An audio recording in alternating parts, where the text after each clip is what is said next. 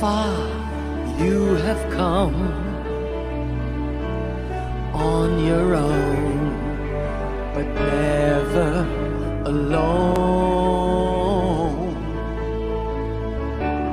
Through the rain and through the shine, here's your moment, it's your time. You stood tall and now you see, standing in your destiny. 100 women growing strong. 100 women where you belong. You stood tall and now you see, you have reached your destiny. Woman, woman.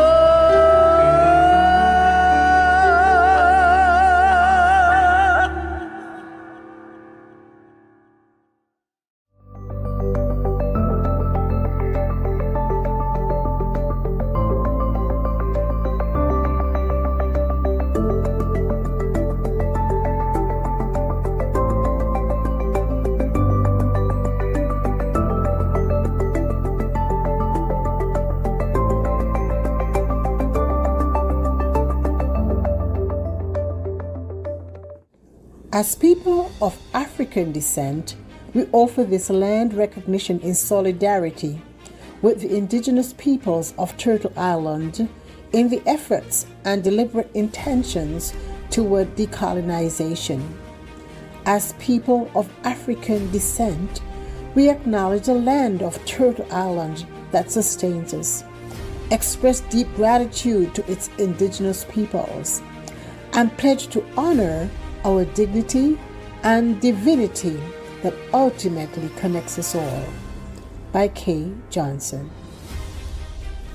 Welcome to 100 ABC Fireside Chats. 100 Accomplished Black Canadian Women is a bold project initiated by co-authors and co-founders, the Honorable Dr. Jean Augustine, Dr. Denise O'Neill Green, and Donna Jones Simmons. Our mission is to celebrate and archive the professional accomplishments of trailblazing Black women from all across Canada. The goal is to create an ever-expanding database available for current and future generations via print media, public and private libraries, as well as our website, which is www.100abcwomen.ca. In addition to our fireside chats on topics that matter to our communities, such as education, healthcare, entertainment, creative arts, trade union, and so much more, we offer biennial book launching galas and biannual symposiums. The co-authors and co-founders would like to take this opportunity to thank each of you for attending today's fireside chat. We know that you will find these sessions educational and inspirational. So sit back, relax, and hear from our brilliant and talented honorees. Good day, everyone.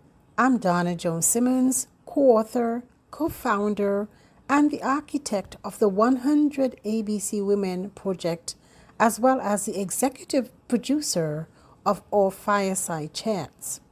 Special thanks to our incredible technical support team, our moderator and panelists, who are the drivers behind our weekly inspirational conversations. Let me now turn you over to our moderator, who will introduce herself to you, as well as today's topic. Thank you. Good afternoon, all, and welcome to 100 ABC Women Fireside Chat. 100 Accomplished Black Canadian Women is pleased to present another important topic, mothers in the workplace, with a focus on parenting and balancing, juggling, integrating all those descriptions related to the demands of career mobility. I'm your moderator for today, co-author and co-founder of the 100 Accomplished Black Canadian Women Project, Dr. Denise O'Neill Green. I'm also president and principal consultant of Denise O'Neill Green Consulting. I'm looking forward to having this chat today with our esteemed panelists, Siobhan Calderbank, Onyin Isaac, Rochelle Ivory, and Rose Nixon. So before we get into our discussion, I'd like to take some time to share with you their illustrious backgrounds. Siobhan Calderbank is the Managing Director of Talent at the Alberta Investment Management Corporation and founder of Butterfly Ladies Mentoring Program. She's a keynote speaker, recognized expert in leadership and change management, DEI, that's diversity, equity, and inclusion advocate, and award-winning author. She is a featured book contributor alongside Oprah Winfrey, Maya Angelou, John Lewis, Deepak Chopra, and many others. She's a Universal Women's Network National Ambassador for Black Women and a UWN Women of Inspiration and Award recipient. She is a top 100 accomplished Black Canadian woman and has been recognized as an Empowered Women of the Year, top 50 fearless leaders, and top female visionary of the year. Next, we have Onyin Isaac. Onyin Isaac is the author of Motherhood and Sacred Ministry, where she shared her journey into motherhood. More details on her book can be found on her website. She convenes an annual event called MOM, Mom on Mission. I like that. Mom on Mission, where she brings in panelists to celebrate mothers in all spheres of life. She lives in Mississauga, Ontario, with her husband and 2 children. She is also a certified human resources professional and a payroll compliance practitioner. She works as an ally with the Inclusion Diversity Advisory Council, where she acts as an active member at General Electric Canada. Onyin is also the founder of African Canadian Weddings, which was founded in August 2016 as a hub to promote and highlight African Canadian weddings and event vendors across Canada. African Canadian Weddings has about 31,000 followers on their Facebook page and over 5,200 followers on Instagram.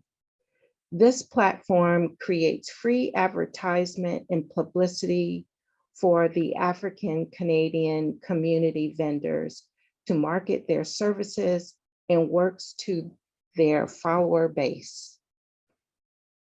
And then we have Rose Nixon. Rose Nixon, quote, the declutter coach, unquote, is an award-winning entrepreneur, published author, coach, and mentor.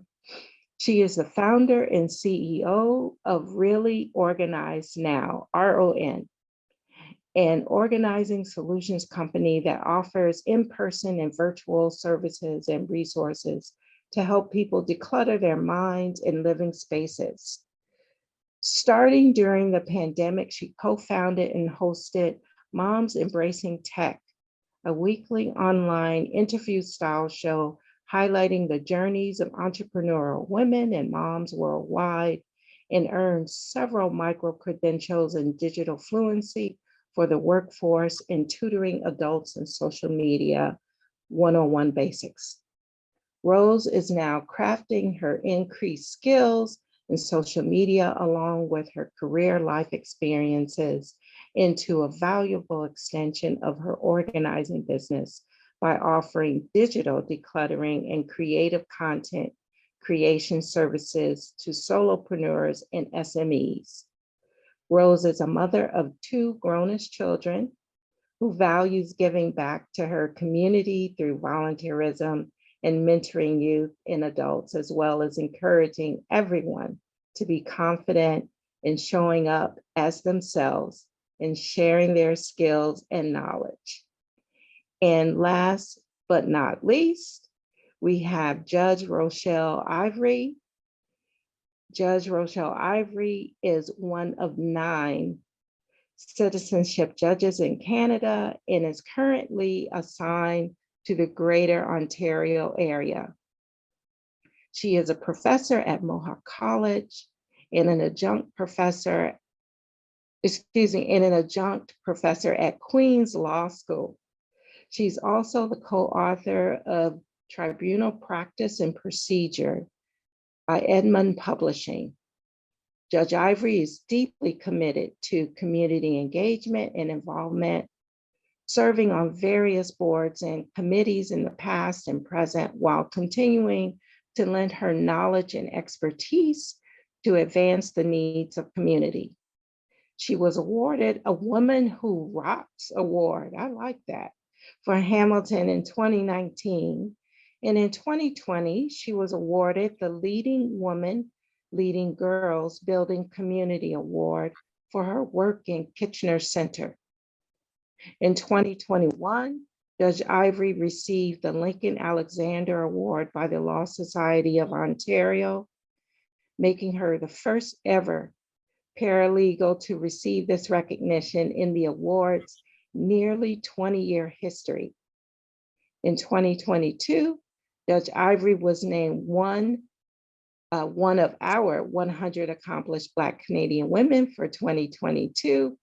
She was given the Reverend John C. Holland Award of Merit by the Hamilton Black History Council and was also recognized as one of Canada's top 100 Black women to watch of 2022 by CIBWE.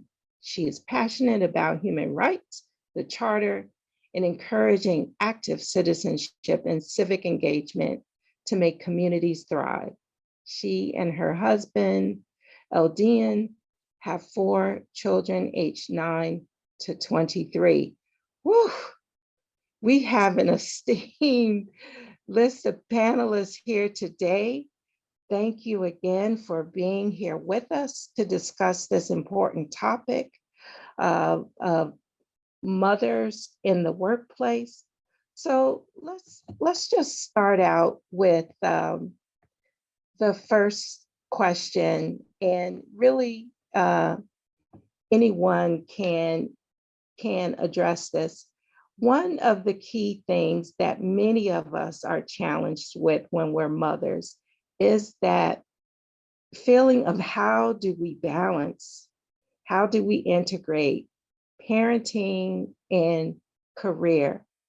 So while everyone can answer this, I think I'll throw this particular question to you, Oyen. How do you balance parenting and career while finding time for self-care? And that's been such a prominent topic these days. We'll kick it over to you. Thank you so much, Dennis, for having me. And good afternoon, everyone. Such an amazing panelist we have here today. First of all, we have to really understand the question, is it possible to really balance both? Because it's like you have to give 100% to your children and at the same time 100% to your career or your business if you're an entrepreneur. So, I remember last week when I was at the gymnastic class for my daughter, and I got talking to the owner of the establishment. And she mentioned something that I considered profound, but at the same time, kind of controversial, right? Because she said, you lost the idea of being yourself the moment you conceive your first child. And as much as I want to believe and agree to that statement, I also believe that, in that school of thought that motherhood should amplify your person, right? So, and, self-care is not selfish at all. So you balancing parenting and career have to start to think, okay, how do I balance that? What do I like? How can I make that my own balance, right? Because there's so many options out there, and maybe some of my panelists will touch base on that as well. But it's really thinking, how do I like finding what works for you as a person, as a mother?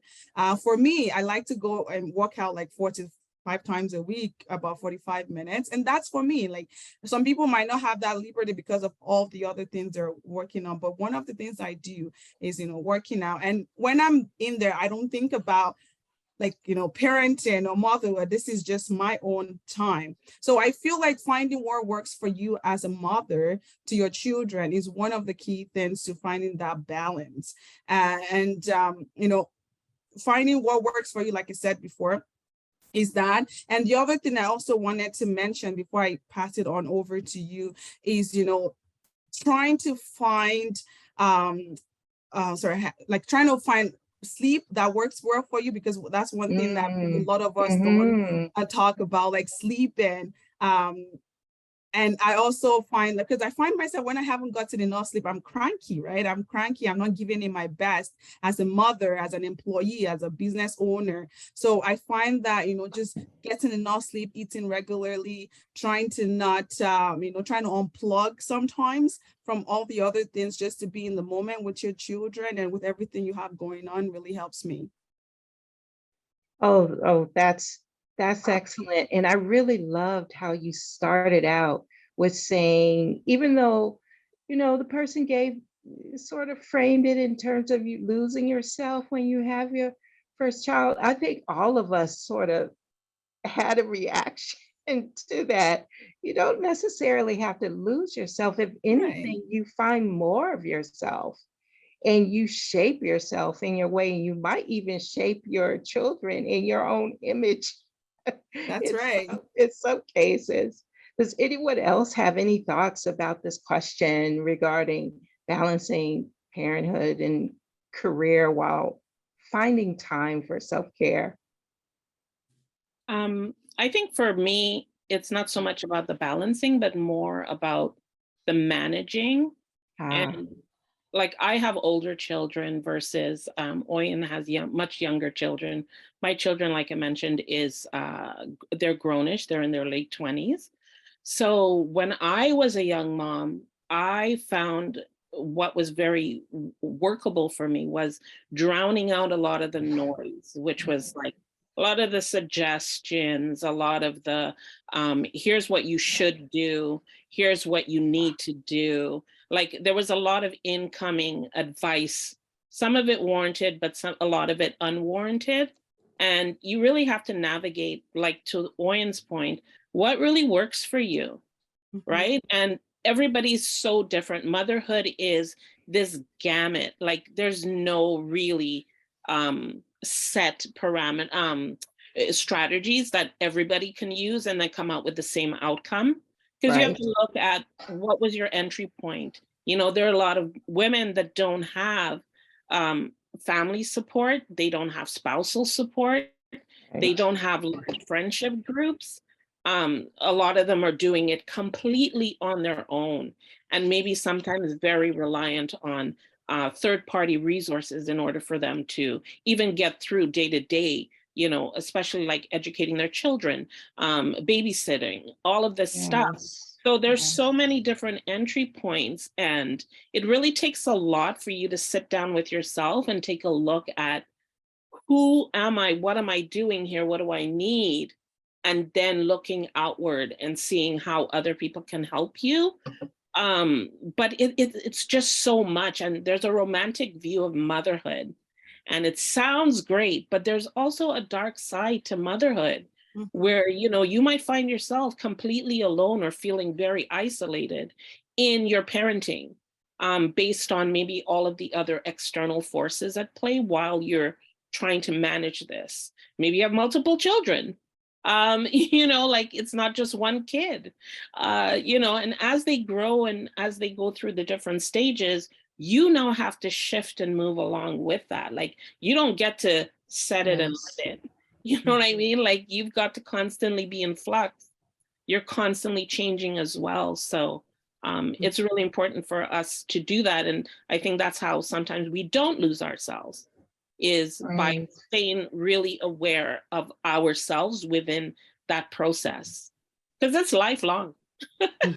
It's lifelong. It absolutely is. And I like the word grownish.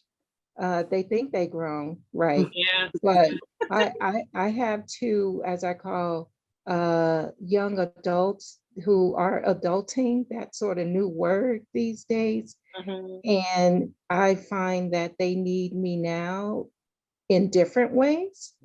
So the idea of being needed after 18 or less needed, possibly, but they need you in different ways and want your advice in different kinds of information from you. So they may not want to be all up under you Yeah. when they were kids, but now maybe they want some cash. Yeah, it's sort of like Maybe, an on-call thing. Like you're on call. yeah, You just have back in the day the beeper waiting to be beeped in. absolutely, Now, absolutely. yeah. That is so true. That is so true. But the thing with being young moms, what I find interesting about that is sometimes when you do have infants or toddlers and you want to engage in a career advancing experience, sometimes that can be challenging, like wanting to be on a board or something like that. Just to touch base with you, Judge Rochelle, the question I have for you is sometimes as mothers, what I really want to ask is how can mothers advance their careers by volunteering and sitting on boards, also while navigating and being engaged as a parent? Because again, going back to the point of they take time away from you, but you really have to navigate that time for yourself. Absolutely. So one of the things that I found personally when I think my eldest was 6, and then I had 2 under 2, and very much felt like that gymnastics owner operator, like I had lost myself. And somehow I was only focused on, this role as mother and wife as well, which has its own added disability Mhm. well. But one of the things that I learned first and foremost was that I needed to know what I needed. And so I spent a lot of time just kind of saying, I have no help, or I don't feel supported, but no one knew how to support me because I didn't articulate what it was that I needed.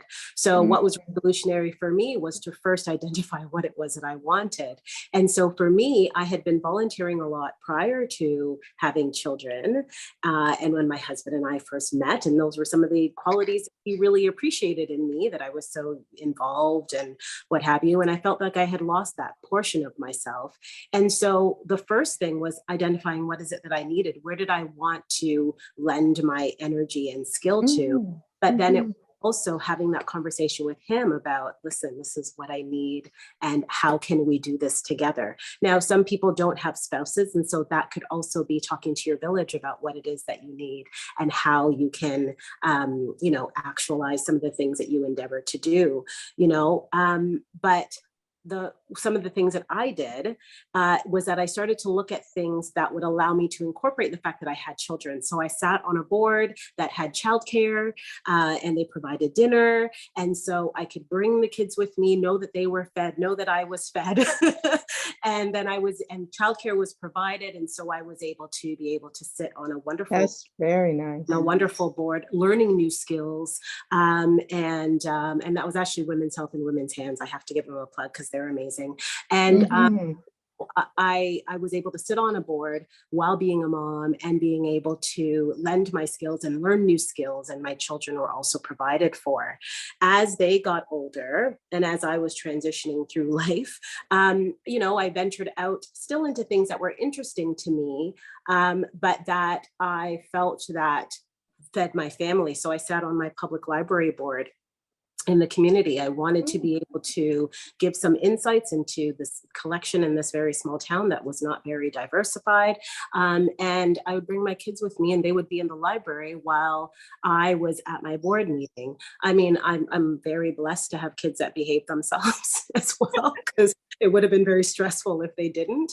I'm sure mothering had something to do with that too.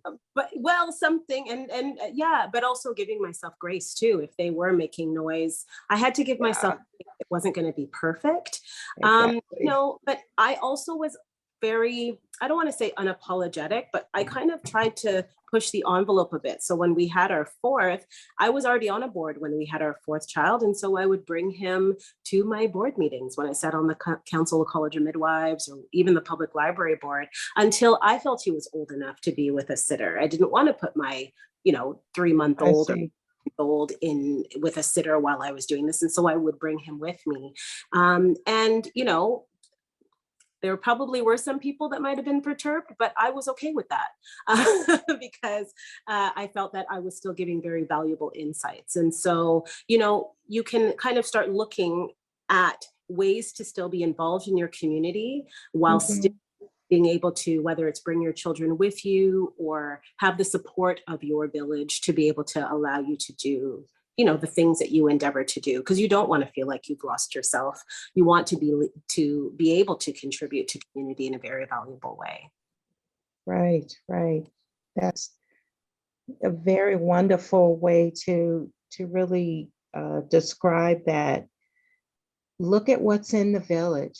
Look at what opportunities are there, and don't be afraid to give your kids, your children, some level of freedom while you engage in different career advancing opportunities.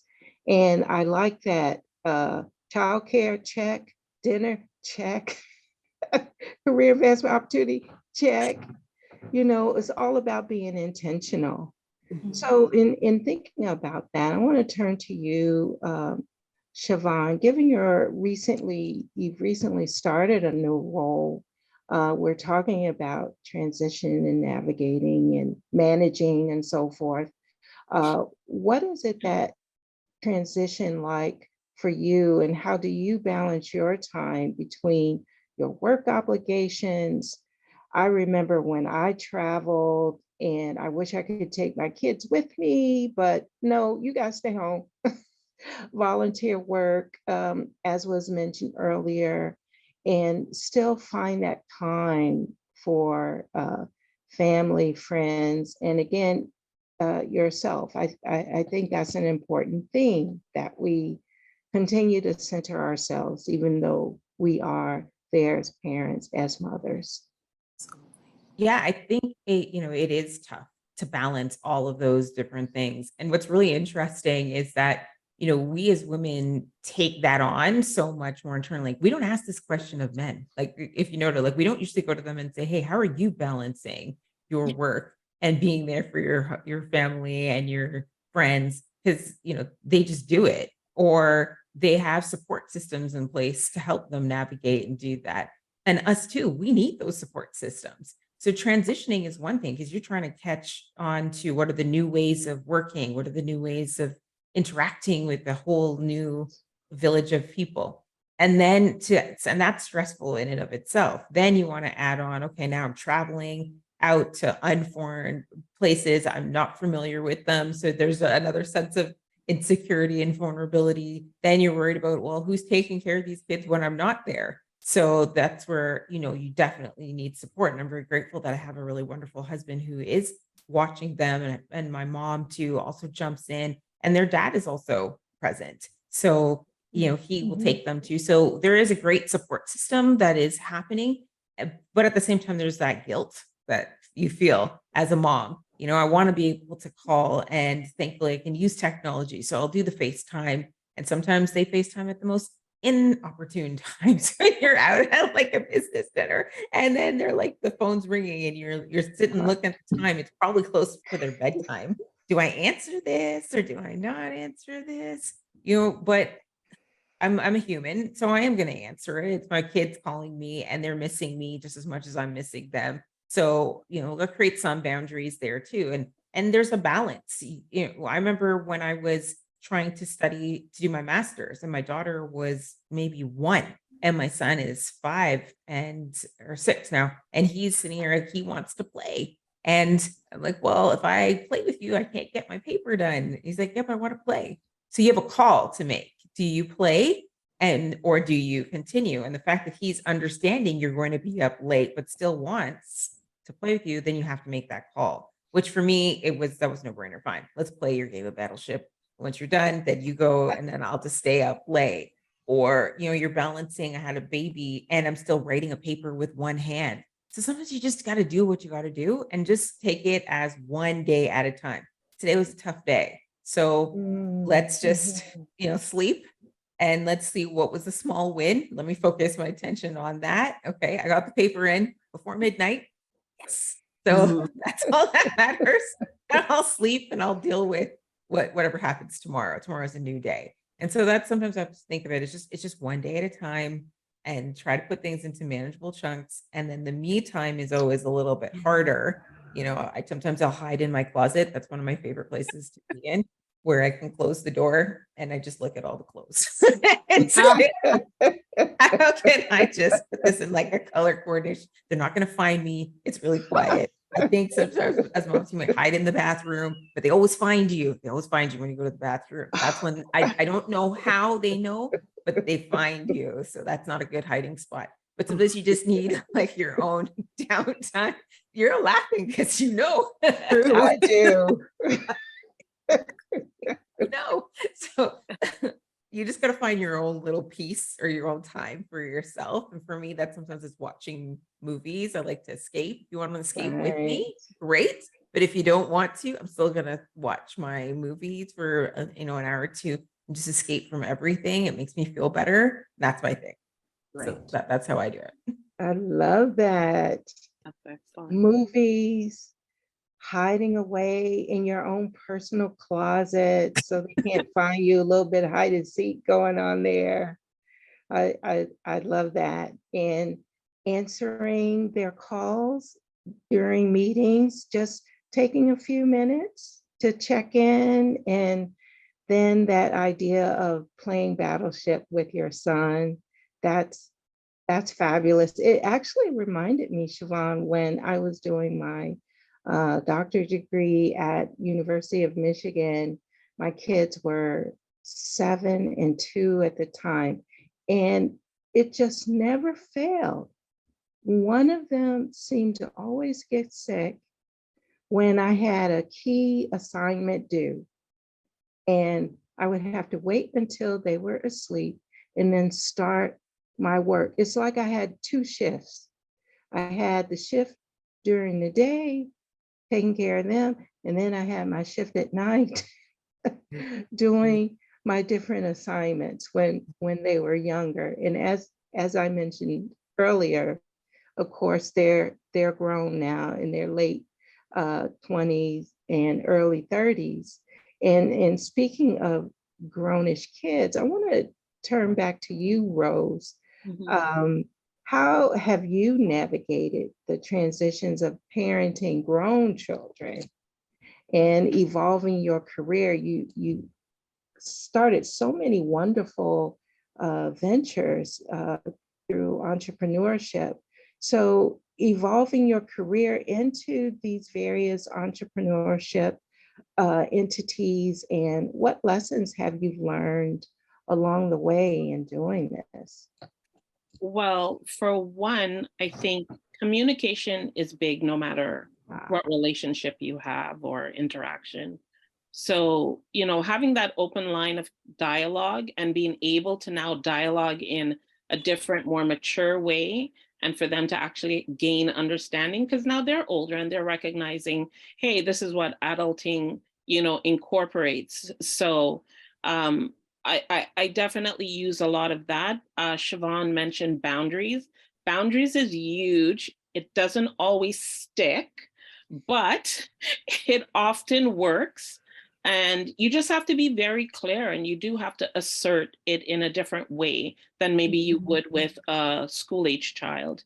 But my kids are pretty understanding. Luckily, I only have two to deal with, one for each hand. So it's but it's been a really interesting journey, I would say, because when I started having my kids, it was like the mid 90s. So, even like technology wasn't this flourishing place that everybody's now embracing. And I was kind of late to the party when it came to technology in terms of that. Outside of work, I really wasn't engaged online or any of that. I didn't even really know what internet and all these things were. And so, but my kids they were already starting to engage with certain things at school, and they wanted a phone, and like all of that. And I was like, I'm totally clueless. I'm just going to work. So now, I find that now the roles have reversed a little bit. Now I'm into the whole tech thing and embracing everything. And did you hear about this? And did you see that? And did you upload that? And now they're coming to me for advice on certain things because for whatever reason I'm the roles have reversed a little bit. So it is fun in one way. If you have, I guess, coachable maybe kids, it makes it a little bit easier to be able to have a two-way dialogue. But I can't say that it's not stressful because, like we mentioned in the beginning, kids sometimes, now that they're adults or adulting, they don't want to hear from you all the time, or don't want to get your advice all the time, or they're trying to figure out their own paths now. So you kind of have to learn how to let go. And I think that's like a really hard part of it, is the letting go and not feeling like you have to be in control of everything. And I end up like sometimes catching myself wanting to dictate and delegate, and it's like, it's okay, mom, I got this, don't worry. That you get certain comments coming at you quite frequently. But it definitely is a journey that has both sides to it. So it's not all fun and games, but it's challenging sometimes because you have to keep redefining your role in their life, and sometimes you have to take the back seat and wait to be asked or invited into certain aspects of their life. That's such a great point. It's hard. It's hard sometimes. Yeah, it is. And it's like, you don't want to talk to me. You don't want to hear what I have to say. What happened to the best friend days? Weren't we best friends? It's like, mom, I got this, or they flip the script. They're giving you advice because they're like, you didn't quite handle that the right way, mom or dad, or auntie, uncle. It's like, ooh. I'm glad you brought that up too, because I've been given the talk a few times with my kids, where they've brought me in and said, you know what, I didn't like this, and I do appreciate the fact that they can come to me and say to me, you know what, like maybe you don't see this, but this is how you're coming off to me. And that's so different. Like normally when you have school age children, you're kind of almost talking to them or at them in a way. And now it's different. It's person to person, adult to adult, eye to eye. Right. So it's like, oh man, I gotta check myself too. Like it's not a one-way thing anymore. Absolutely not. And it seemed like guilt pops up in at different stages, whether they're young kids, teenage kids, or grownish kids. They can pull that card oftentimes. And I'm sure with all your wonderful networks that you've pulled together for mothers, you hear a lot about that guilt factor. How do I get over the guilt of being a working mom and parent, especially these days? It seems like everyone has to put their hand to the plow and do something, whether it's doing your own business or working for a company. It seems as though it does take a lot of time and take a toll, and you don't want to neglect your kids, but that guilt does pop up even though you're doing your best. What are your thoughts about that? I mean, the fact that you feel the guilt means that you are the best parent your kids can ever ask for. The fact that you have that thought just makes it like that. That's a sign that you are a phenomenal mother. Because you make them a priority. That's why you're having those thoughts like, okay, I want to be a wonderful mother. I want to be present for my children. And I speak as a young mom of 2 children under 5, like a working mom under 2. That has 2 children, and it's also interesting, Rose, that you're mentioning this, because as in my season right now, when I have those, like a 5-year-old and a 2-year-old, just having, seeing myself that in the nearest future, these kids will be giving me advice or telling me what I didn't do right. It's mind blowing. But I mean, when we get there, just like Siobhan said, one day at a time, we'll figure it out. But to the question of guilt, it's just I mean, I found myself in that position oftentimes, and even just little as going back to work after my maternity leave and just leaving my daughter to a caregiver. It's like, I don't know if they will give her the best care that I would, but just trusting yourself that, you're spending enough time with your kids, and just saying, having pep talks with yourself. That's just way I would say you kind of just manage the guilt. I don't know if it would ever go away, because I can tell you for a fact that I still feel it sometimes. But just reaffirming yourself that, you're doing a remarkable job. I'm the best mother my children need and have. And just, constantly having that, it really makes the mom guilt to just gradually go away. And just like Denise said, just that intentionality. And I'm just telling myself I'm letting go of the guilt. If I have to constantly repeat it, I am. And I'm not gonna beat myself up for being a working mom, because I remember when I went back to work after I had my son, I had to literally scribble it on my note that I make sacrifices for love's sake. I'm making this I'm making this sacrifice to be at work because I want to put my kids in a private school, for example, or I'm making this because I want to have a better, standard of living. So I just feel like you just have to deal with it. You just have to manage it, head on, before it becomes that constant feeling of you're a bad mom. And I just feel, and I've been there, where it literally affects your productivity, even as at work and other commitments. Yeah, that you have going on at that time. For example, with my husband, you feel like you're not giving the best because you feel like you failed at a particular task, which is being a mom. The other thing I also do is I ask for help. And I've made peace with the fact that I cannot be everything to everyone at the same time. And so I found myself constantly relying on my support system. Even if it's just like the mundane thing of having that mom friend where you just rant to and just That's not all that mundane. You need to be able to vent. I mean, some people would consider it mundane, but I don't. So yesterday I had someone come to clean my house, and they did it, was all sparkling, so nice. And before, in the next 1 hour, I saw pretzels all over the floor. I'm like, why would you? I'm like, let me just leave in the clean house for just 1 hour. That's all I'm asking. It's kids making memories. That's what when I was, thinking, oh my goodness, look, as the kids are making memories. It's okay. It's okay. Thank you. Okay, I'm gonna take that for away. you.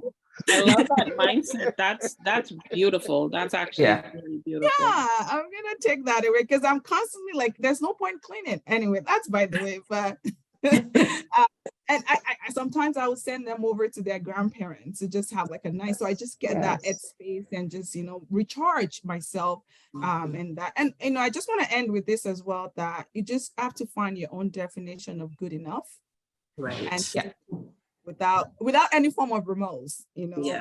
And if that looks like just, you know, having a short time but quality time with them, undisrupted time with them, and just believing in yourself that I'm equipped for the mom job, Yes. confident in myself, that everything I do for my children in this particular season of their life is exactly what they need to thrive and grow. And when they, I mean, and I've seen moments where my son is like, play with me, and I'm like, I have to send this report, I can't. And they, like you said, Denise, they have a way of making you feel that guilt, not just your own self, but them, but just trying to explain to them as much as they can understand. Because like I said, I have a 5-year-old, and the concept of working, it doesn't really get it yet. But just, you know, trying to Right. tell him, mommy has to work, daddy has to work if you want to do this and that. And I mean, he's been able to grasp that, but not as much. And I don't blame him, he's 5. But I'm going to leave with this saying that, you know, a good enough parent is the best and perfect parent that you need to be. Yeah, I love that. And you know what you mentioned at the outset about asking for help. I think it's, I don't know what it is that's built into Black women about this thing of not asking for help. Oh, yeah. But we got to ask for help. And I really appreciate you sharing that you had someone clean your house.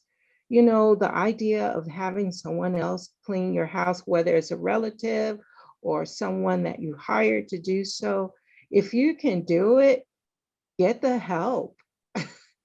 There's no shame in having someone else do that when you're spending your time advancing your career or taking care of your kids or just resting time in other ways. Yeah, taking care of yourself, going to the gym, doing whatever, going to get a coffee for yourself, you know, to reduce the stress. I really You know. applaud like the newer moms. Now I find like the newer generations are definitely building in more self-care. I mean, Yes. I'm assuming all of us come from either an African or Caribbean background, and independent living is this thing, like we do everything. We don't, you know, outsource anything. We take So part in it. that's a huge thing, and being able to do that in whatever magnitude. So even if it's once a week, once a month, you know, quarterly, whatever, seasonally, and you engage in different services, like also too, now you're supporting somebody else out in the workforce, you know, that maybe have a service or products that could help you with on your side, right? So I think that's such a strong point.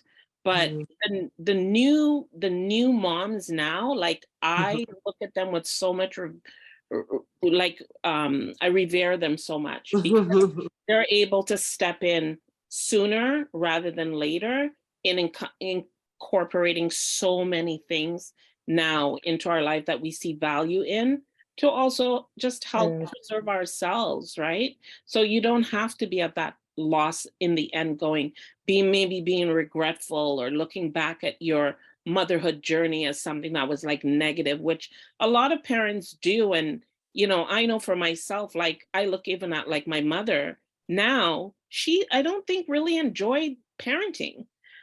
She was a good parent, but I don't think she really enjoyed it because I don't think she really made a lot of time for herself. You know what I mean? Like she was a workaholic in the sense, like we had to convince her, take the sick days, take the vacation days. Your work is giving you room to do that and you're not doing it. And it wasn't until like maybe when she was like later in life after her 40s that we saw that she started to embrace taking the days off that she was going to be paid for anyway. But she would like consume herself with just work because that was what she grew up knowing, right? So I think it's, you know, the balancing again comes into looking at ourselves in the scope of everything, but not just in the now, but what does that look like for us later? right? Like if we're not Yeah. filling our cups now, we're going to run on empty by time like we're 50, 60, when we're so-called retiring, even though people don't really retire anymore. Mm-hmm. You know, it's like you don't want to be this empty cup at that stage in your life. You Well, still you also, yeah, full, you also want to be healthy. You and want you to want be to be healthy. doing Exactly. right. And so, yeah, you know, I think too, though, that in this age of social media, though, we are looking at other people and having them, I guess, influence how we define self-care, or having them influence what we define as being a good mother. And you've got to do that for yourself Yeah. without the influence of what you see. Half of it is fake. You know, Yes. that says, may your life be as wonderful Sure as is. on Facebook, right? So it's just like, you know, you have to do what you define for yourself and what you define in your family unit, what's important, what are the things you want to impart to your children, what are the things that you want them to see you model, because that hustle mentality, that, you know, I'm always working, I'm a workaholic, is because that's what was seen, and that's what, you know, will continue to be perpetuated. So you've got to model, you know, whatever self-care means to you. You've got to model, you know, whatever it is that you would like to be able to see your kids do, or they're going to be doing exactly what you were doing. Right. So it's really important to take stock of that. Well, Yeah. I've been guilty of being called a workaholic. Sure. And my kids are like, Mom, slow down. We're proud of you. But you know what? It's time to make time for you. Right. And the social media, just thinking of young moms from what you said, Rose, I would imagine the social media can make things feel not necessarily easier, but even more overwhelming when you're looking at what other people have, what they don't have, what they can do, where they go. And Rochelle, I think you have some thoughts about this. Sometimes as mothers, we can feel very much overwhelmed by all the different responsibilities. You know, how can we encourage our children, speaking of workaholics, wanting to do the housework, work, take care of them, yada, yada, yada. How can we encourage our children at whatever age to help out and contribute in the home and even outside of the home? Yeah. So, you know, one thing when I was growing up, my mom was a single mom, and she worked and went to school, the whole 9 yards. Mhm. But when I would, you know, she would just be like, oh, I have to do all these dishes. Oh, I've got to do all these dishes. And then it would be that, right? And then when I'd say, let me help, no, I'm just going to do it myself. And so when I became a mom, I was very much like that too. I was like, no, I've got to do this. And oh, woe is me. I'm so tired, right? I literally operated on exhaustion. And as I was having more children, it became more and more exhausting because, right? And so I had to just give myself grace. Like that was like revolutionary for me. I had to learn how to say no, but then it was also that I needed to give them responsibilities that matched their age, right? So things I did with especially my middle two, but with my eldest too, it was like, I'm washing some dishes. He's got all his bottles. They've got their bottles and their dishes. And I've got like a big towel underneath, and they're gutting all the brushes and everything, and they're cleaning their own bottles and what have you. Now, you know, ultimately I'm going to put it on a sterilizer, but when it's all said and done, I'm helping them to be able to, you know, learn that they too will then wash the dishes. They too will be part of this household and contributing. And, you know, by the time my eldest was about 8 or 9, he was doing his laundry. We showed him how, and then we'd have him do his laundry. And we didn't expect the laundry to be like pristine clean, but, you know, that was okay. That was like part of it, was that he had to learn these things. And so now, I mean, I've got kids who do their own laundry. I have kids that wash their own dishes, that wash the dishes. I don't wash dishes because mommy's busy and my husband's busy. I have kids now who know how to prep food until I get home. If I'm sick, Take note, everyone. Take note. they make dinner. And it's so funny because as much as I say that, with my 9-year-old, I was really concerned about him using a really sharp knife, right? Like I was kind of like, oh my goodness. And so I used to give him disposable knives to like cut up carrots and cut up things. And then one day he goes, but I can do it. And I said, you know what? You're absolutely right. And so I gave him a sharp knife. I mean, I watched him like a hawk, but I was like, here you go. And please don't cut yourself. And, but now he made himself a salad while we were getting ourselves ready for this, because he can do that. And so we've really got to be able to like believe in the capability of our children. And when they're young, that's when they have the desire to help. So you don't want to kill the willing. So you want to encourage them to be able to help out in ways. And then, I wouldn't be a professor if I didn't use systems theory on my own children. And so I tell them that, we're all one entity, right? Like we're one system. This family is a system. And if there are elements of the system that aren't working or are dysfunctional, then it causes dysfunction in the whole entire system. And so, they know that their roles and responsibilities are important for the system to work, and so I don't explain it quite that way, but because, I've been teaching this to them as they were, young.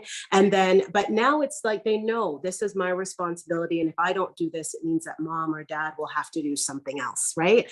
And it will take away from what I want them to do, like take me to soccer or take me to, I don't know, time with me, read with me, play a game with me, because I haven't done what I need to do. So therefore now I've relinquished their ability to be able to, do the things that I find important, and my parent. And so that, it's never perfect, but it works very well. Does that mean that there's times I'm like, how come the sink is full? Right?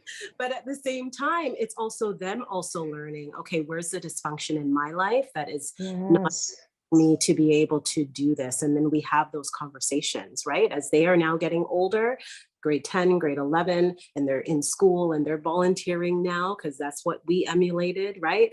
And so it's like, okay, what needs to give, or where do we need to maybe reevaluate how we do things in order for these things to get done? So I think we need to believe in the power of our children and their capabilities and help them to encourage them to be a part of the home. But it's also giving them grace. They're not going to necessarily clean the way that you clean, but that's okay, right? Yeah. Yeah. Can I build on that for a second? Yeah, go ahead, Siobhan. When you're talking a bit about like giving these children added responsibilities and we have them give them chores, they're also watching how you behave, how you interact, what you're doing, what you say, and they emulate. And I see like my daughter, she will pretend to be me and sit in my chair and like pretend she's typing and acting like doing all that kind of stuff. And then I started caught on, I'm like, okay, what if I actually started putting on my teacher hat, right? Because I do a lot of training, and sort of play with this and started to shift some of those notions that we have about the system. So at the table, for instance, you know how they typically have like the men sit at the head of the table. And I was like, you know what? I want to change the way that they perceive this, especially. So let's start at home, because it's going to change when you get into the boardroom, right? You don't have to be the man to sit at the head of the table. It could be any. So I would switch it around and I'd put her at the head. Sometimes I sit at the head, or then her brother, and we rotate it. And so now it becomes this thing as who gets to sit at the head of the table. But if you're going to sit at the head of the table, you have responsibility. You also have to involve the conversation. So you need to start pulling out like from other people. So how was your day? And that's a typical question. What does it look like for you? So I genuinely care. Tell me a little bit more. And then my son would come up with fun facts. I said, okay, your job is to give us the fun facts of the day. And just, you could search on your phone, just one thing, find out that like polar bears have black skin. Who knew? Okay, that's great. Right. And then she's like, well, I want to help too. So then she tells jokes, and the other son's like, I want to tell jokes too. Okay, you're 15. So I need to make sure your jokes are clean. We got to review this. And then they get to this point where then they start asking for things and they don't know the value of $1. So I'm like, okay, if you really want that, they want a gaming computer. I made my son do a presentation on PowerPoint with the pros and cons for having this gaming computer, and do an analysis of all the features and the price.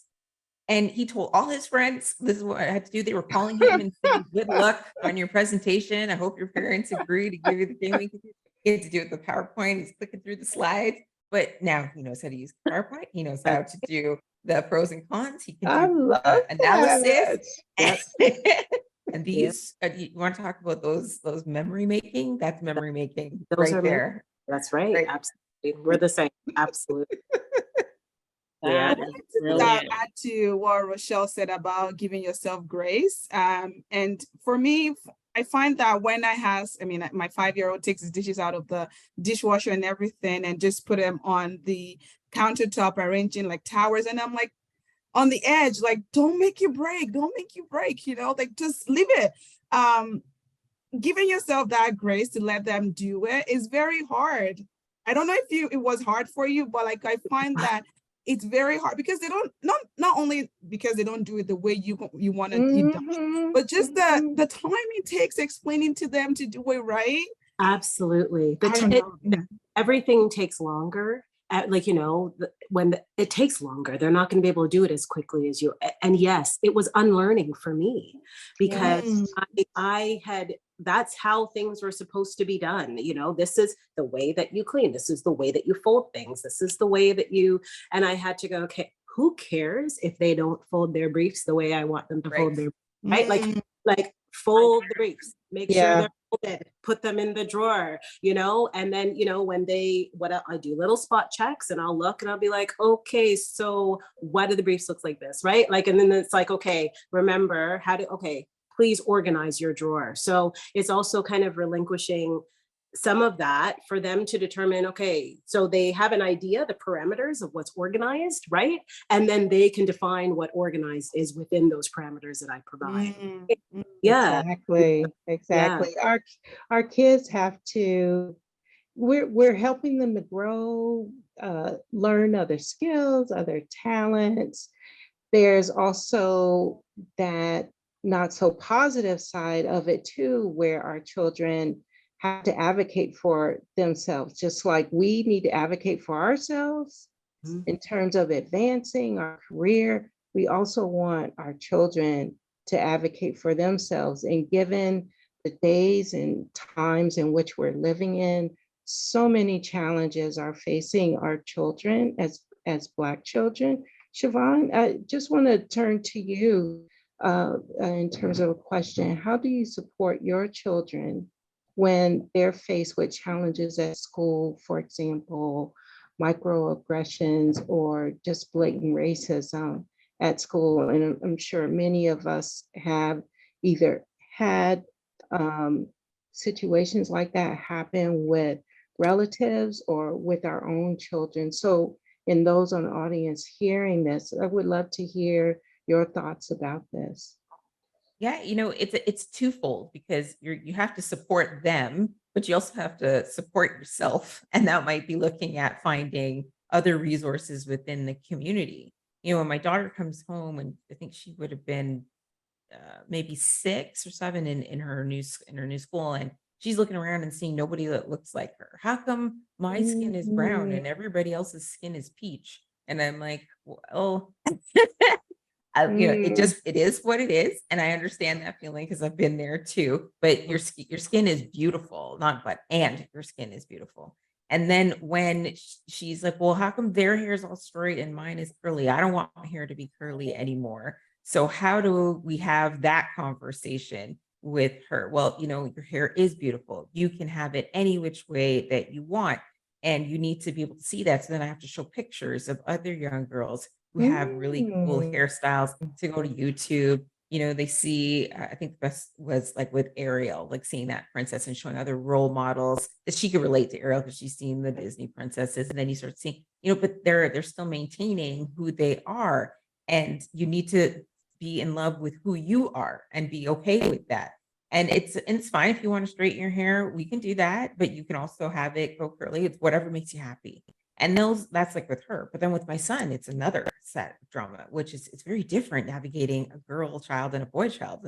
And when your girl child has one set of issues, and then the other is with Black males, I find that they have it a lot harder as they're navigating the school system. So he would have them coming down on him twice as hard as they would with anybody else. He's about 4 years old and hit some kid with a drumstick in music class. Their first reaction is, he should be suspended. That's it. And I'm like, your answer is to not allow education. He must not learn because as 4 years old, he hit somebody with a stick. Like he's not even thinking of this in a malicious way. This is just, Mhm. he's not like he's 16 or he's 17 years old in school doing this. Then okay, right? That's assault. They're like, well, we just have zero tolerance. Really? For 4 years old? Like, let's stop for a minute. Like, I understand what he did was wrong. We can have a conversation about that, but the punishment should really fit the crime. And we're talking about a 4-year-old here. And as he gets older, then the racism comes in. Now it's, you smell like cocaine. You smell like the sweat, slavery. You're a slave. Get out of here, Blackie. You should go sit in the back of the bus. Your people, all they do is they just sit around and just eat fried chicken. Like, these are the things that are coming out of these children's mouths. And like, how do you respond to that? And as a parent, it is heartbreaking. And you want to go in and you know what you want to do to those kids when they're saying these things, but you can't because it's not legal and you're going to get in trouble. And then on the flip side, like, you want to go in there guns blazing and tell off the principal, but you also know, how are you going to be perceived if you do Mhm. this? Mhm. And that's oftentimes the point of hesitation. Do I say something or not? Because I need him to say something. And so I tried to coach him with, you need to advocate for yourself. You need to speak up. But then there's a point where, he's scared. I don't really want confrontation. I just want all this to go away. And he's still a child. So now you must step in as a parent when you're seeing that the strategies that you're giving aren't working, or the strategies, they're just not being accepted, because that's just like, every child's different. I know if that happened to my daughter, she'd tell him right off, like, say something again and let's go on the playground. Right. But not him. That's not his personality. And we've also taught him too, like, you, as Black men, you have to, be confident, but don't be too intimidating. You want to advocate, but you just don't want to cause trouble. So it's like mixed messages, and it's Mhm. hard. It's very hard for them to navigate. And then as a parent, you got to go in and you have to know when to step in, but then it's how, what do you say? Who do you contact? And this is where you need community, and you need friends, and you need allies to be able to Yes. go to support you in this. And I'm learning that there are so many points of advocacy and so many individuals that are there who can. It's just hard to navigate and find out who can help you in those spaces. Yeah, so true. I remember when our son was having some very interesting issues in school, and it got to a point, unfortunately, that his dad and I agreed just to take him out. This was when he was in fourth grade, and for some reason, his grades were taking a nosedive. He was getting this weird mix of grades. He had this white teacher who wanted to give him a great grade for something when he didn't deserve it, and then not a great grade when he did. It just didn't make any sense. And so we were living in the state of Michigan at the time, and they were a right to homeschool state. So we pulled our son out and homeschooled him for a year and a half. So we finished off fourth grade, fifth grade, and then had him go back to school as sixth grade for middle school. And he didn't miss a beat because, unfortunately, I hate to say it, some of the schools in the States, they're just repeating the same thing over and over each year. They're not really adding new information, and we learned that. So he was able to continue with his same cohort and everything.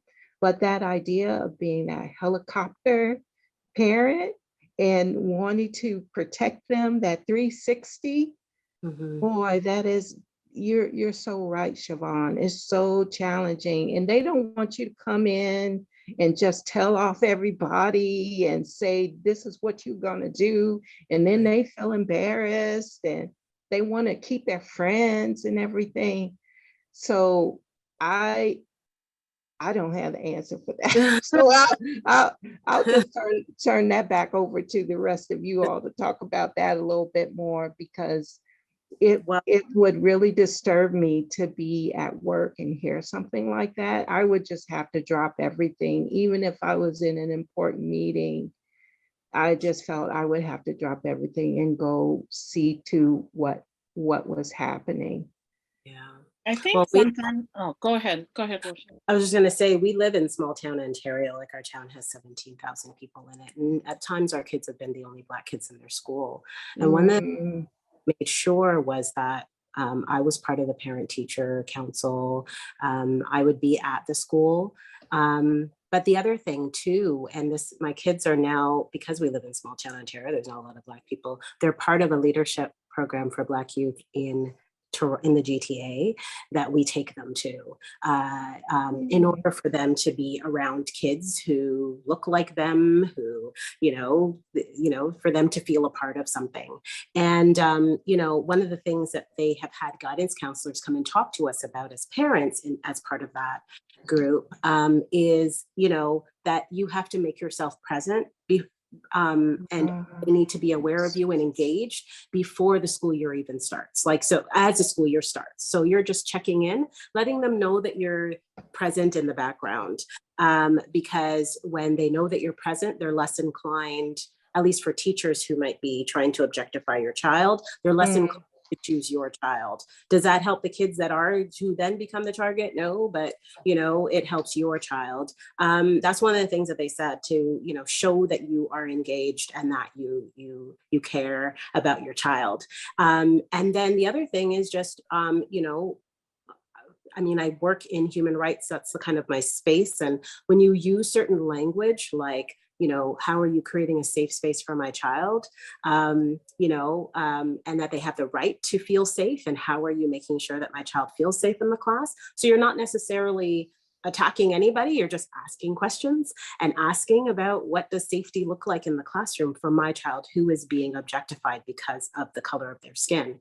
And then now the question becomes, well, oh goodness, we aren't doing anything, or, oh, okay, what would that look like? And then you can start bringing precedent, as we had talked about. You can bring precedent from the York Region School Board, from the Peel District School Board, talking about what Black children experience in the classroom, the adultification of Black boys, the adultification of Black girls, and start having conversations in advance to kind of encourage allies and collaborators in the classroom and give them the tools to be able to address these things and nip them in the bud, so that your child not only can advocate for themselves, which is really important, but they have support. Absolutely. Did you have something, Rose, to add to No, it was along those lines, that whole thing about being seen and being present and engaging with the schools is so important. And often, like, you might be attending parent-teacher interviews and it's often, or maybe just the mom. But wherever possible, if they can see a male presence, I find like that becomes very effective too, because they know, like, it's like, your child is that little sheep in the middle of, like, the wolf pack. And so they see the weak ones and they think like it's okay to go ahead and project on your kids. Right. But when they start to see that there is prominence in the representation, like, my kid is not going to school here alone. Right. So when they hear your voice and they see your face and they see it often, it really does change a lot. I mean, fortunately for me, when my kids were younger, they grew up in a multi-diverse environment, and then the school mimicked that, right? So they didn't really have a lot of that, but there were times when there were microaggressive behaviors or things, but the teachers themselves, where you had to pull them up at parent-teacher interviews, and they had to, like you said, pose the questions, like, what is really happening here? I remember one time, like, my eldest son, the teacher at one point, I think he was in grade 7 middle school, and the teacher, they was pushing hard for me to put him in like some kind of special program or some, you know what I mean? And it was like, this child learns differently, right? It's not that he needs certain help. I'm not saying to avoid looking at everything that's possible to make sure that your child has what he or she needs, but it's very easy for them to try to streamline them into a label or into a That's right. classification, and then all of a sudden your child themselves, it eats at their self-esteem because they think like they are not up to par or whatever.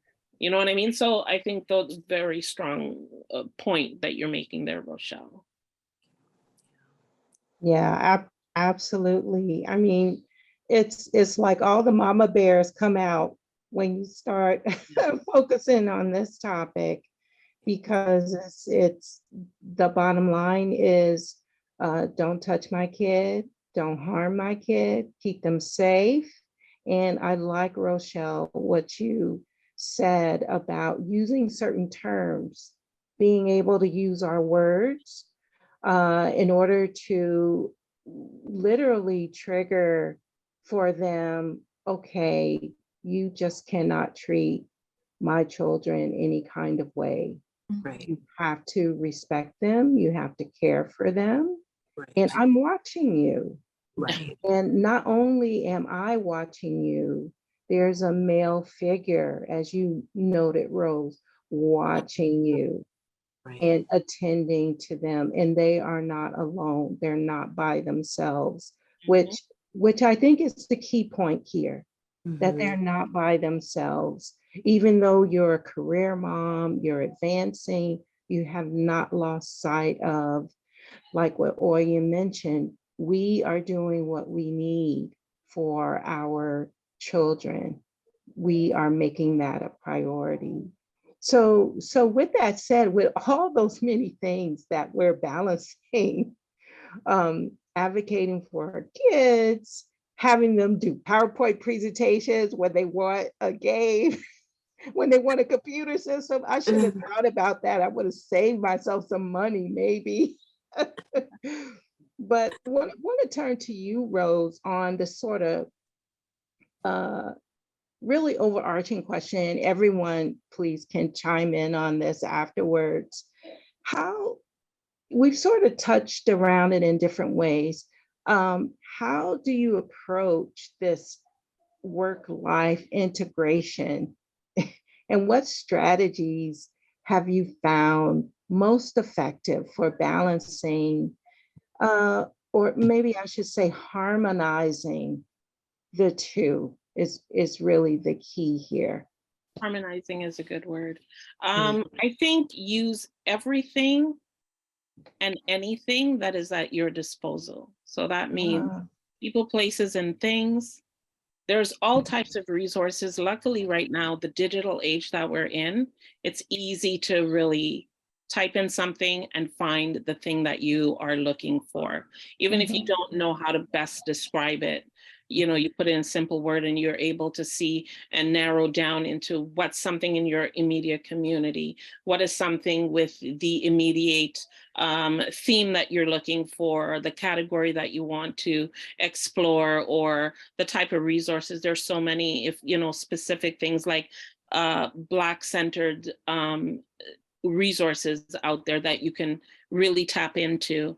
And then your immediate circle, whether it's your family or your friends that have now become family because of whatever your situation might be, you know, exercise the use of these people, because often Mm, they're saying, hey, you know, if you need help, let me know. But we all touched on the fact that sometimes it's hard for us to say, hey, I need help. I'm guilty of that. I know I was guilty of that when my kids were younger, and I over time realized that I was doing myself a disservice by always being the lead on everything. Mhm. mhm. And so it's just so important. I find like, so I would say using digital forces, resources around us, and maximizing everything that you can from within your immediate circle, and learning how to delegate, like throw your hands up and say, you know what, I can't do this. Are you available at this time on this date? Do you think you could do it? Do a lot of pre-planning, be proactive. You know, again, sitting with yourself, you know, at the top of every week. Sundays used to be my thing where I did all the planning, you know, like most parents or mothers would shop on a weekend and do the planning and prepping, and everything was like Sunday. So I never really That engaged sounds going so outside of the organized. home. Yeah, outside of the home, Sundays, even to this day, now that I'm older, my kids aren't around. Sundays is still, I think, stuck in my head as that time that is really family time. It's also me time. It's where I center my brain around what's going to take place for the week ahead. So there's a lot of pre-planning. Back in the day, I used to use a lot of written agendas, but now, like, Google is my Google Calendar, or my Calendly is like my go-to. I put everything on calendar, and all calendars have like where you can put tasks or reminders, or so there's ways for you to structure out or block out certain things for yourself. And I can't think of it, and now I cannot retain all the information anymore.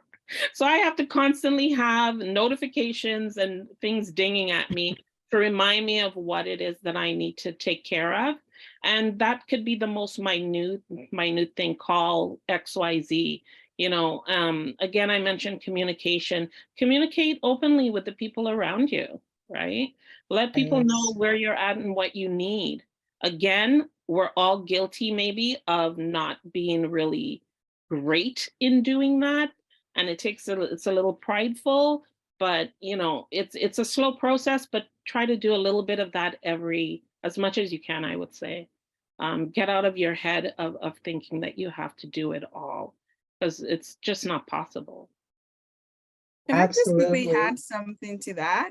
Yes, please. The writing out and putting things in agendas and all that, it's very useful. I mean, for me, because I carry a lot of mental load of to-dos as a mom that has kids that, into extracurricular activities and scheduling and lots of scheduling conflicts.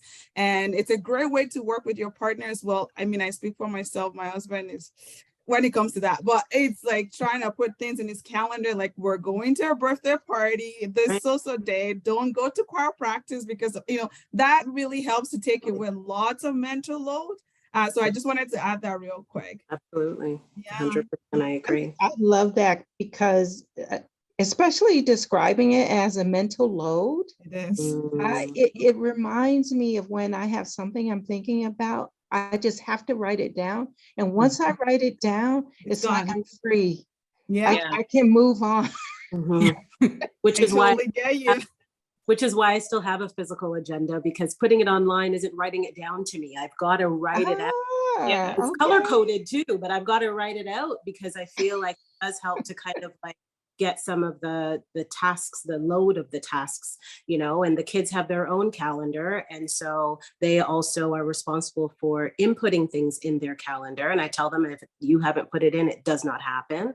And so, and that's how we liaise as a family. We figure out what needs to be done, right? But again, back to systems theory, right? Like everybody has their responsibility. Everybody has their own. Exactly. And there's a feature that's actually in your on your phone. It has like when you write out tasks in your notes, you can actually put like little circles, so you could check them off as they're being done, and that really helps. And so when we talk about like carrying, yes, I know, check. It feels so good.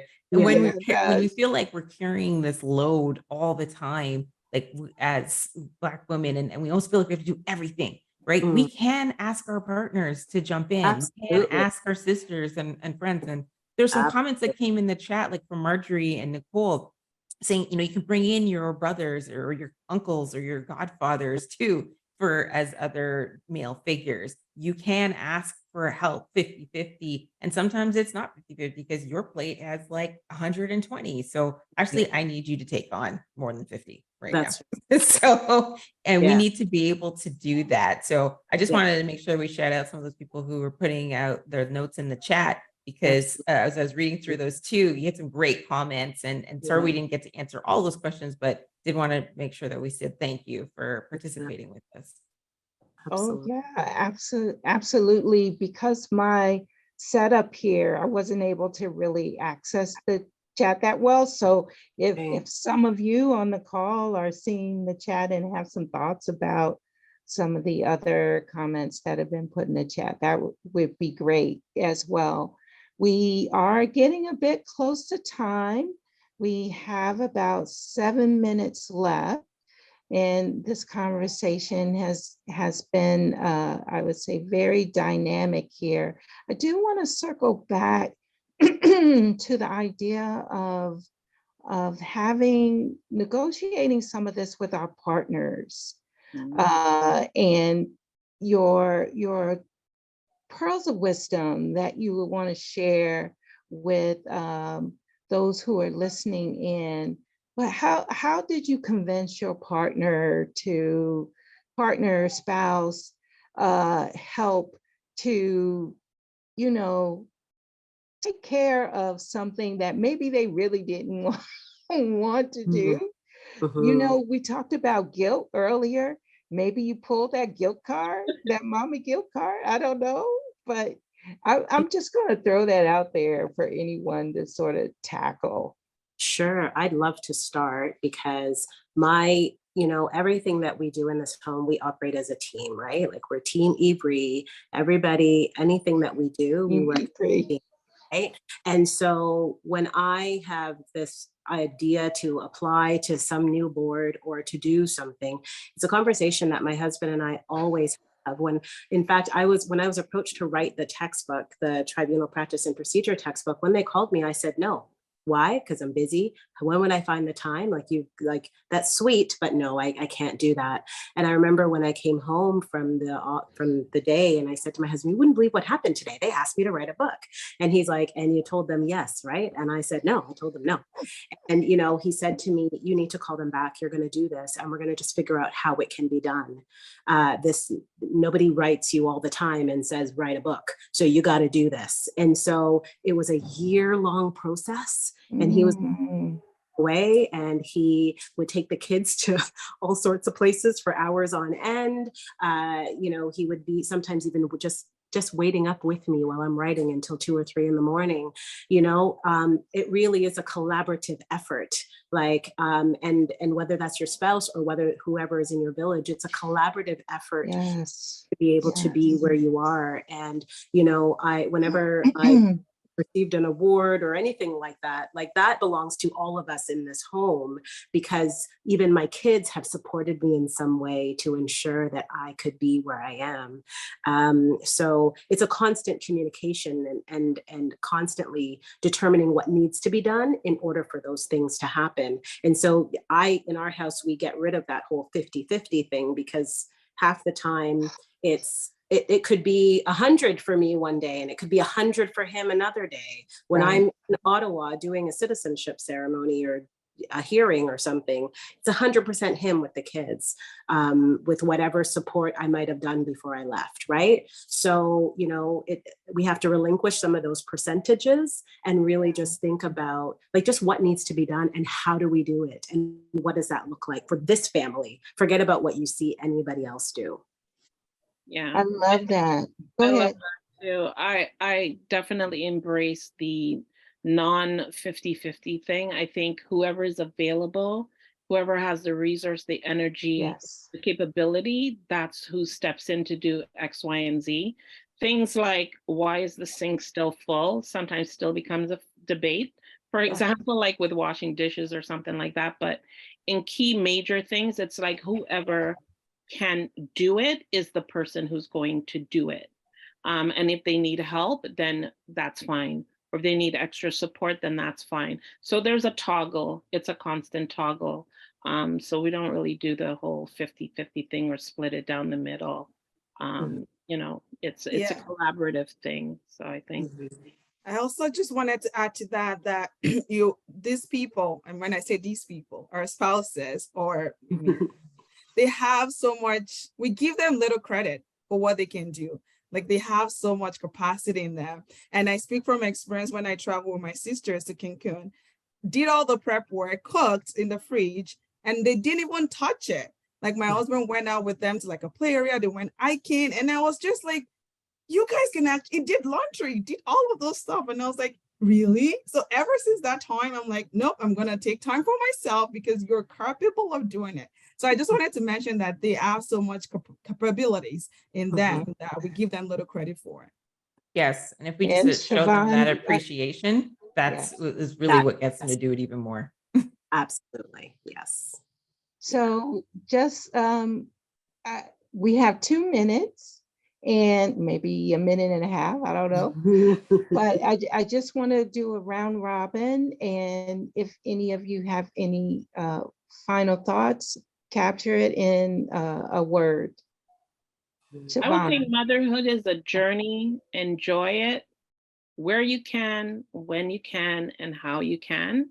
And the little dips and the little, valleys that you might encounter, it's all just part of the journey. So don't take it Mhm. personally.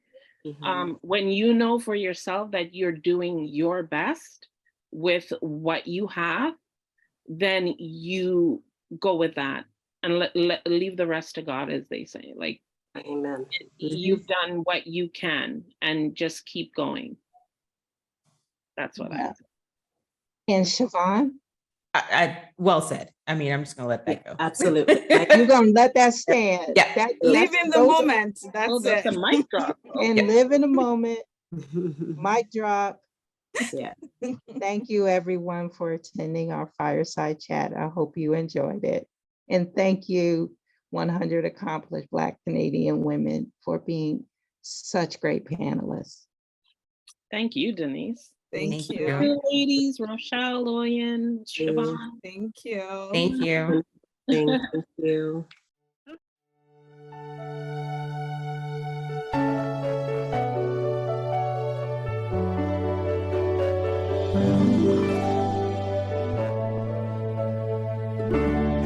Look how far you have come on your own, but never alone. Through the rain and through the shine, here's your